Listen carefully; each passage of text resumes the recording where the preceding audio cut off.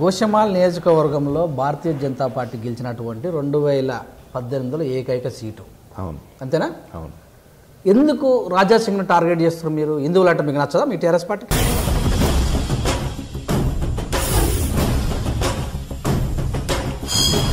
ఇది చాలా ఏంది అని అంటే మతతత్వ రాజకీయాలను ప్రేరేపించింది. అంటే మీరు ముస్లిం వైపు ఉంటే తప్పు కాదు, భారతీయ జనతా పార్టీ హిందువుల వైపు ఉంటే తప్ప?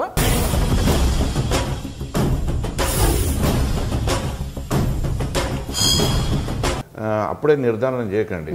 ఇవాళ ఏంది అని అంటే మీరు అదే ఓవైసీ బ్రదర్స్, లక్ష్మణుడు ఎవరు, రాముడు ఎవడు, సీత ఎక్కడ పుట్టింది అని అన్నటువంటి వ్యక్తులతోటేమో సత్సంబంధాలు ఏర్పరచుకుంటారు, మిత్రపక్షం అంటారు. ఇందులో వైపు ఉన్న వాళ్ళేమో మీకు వ్యతిరేకమవుతారు. ఇలా చూడాలి మరి. చట్టాన్ని అతిక్రమించి ఎవరు మాట్లాడినా అది నేరమే అవుతుంది. అటు అక్బరుద్దీన్ మాట్లాడినా మీరు ఎందుకు గోషమాలకు మీరు నిధులు ఇవ్వట్లేదు? గోషమాల్ తెలంగాణ ప్రాంతంలో లేదా? ఇక్కడ ఉన్న వాళ్ళు ట్యాక్సీలు కట్టట్లేదా?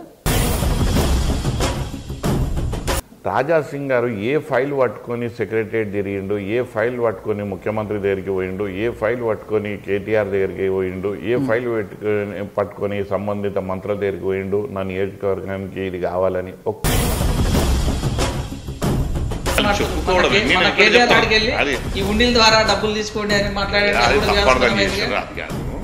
ఏంటి అని అంటే మీరు ఇప్పుడు దాన్ని ఏ దాన్నైనా కానీ మీరు తప్పుగా దాన్ని ప్రచారం చేసి దాన్ని వక్రీకరించుకొని మాట్లాడితే దాన్ని వేరే సంగతి. నేనేం చెప్తున్నా,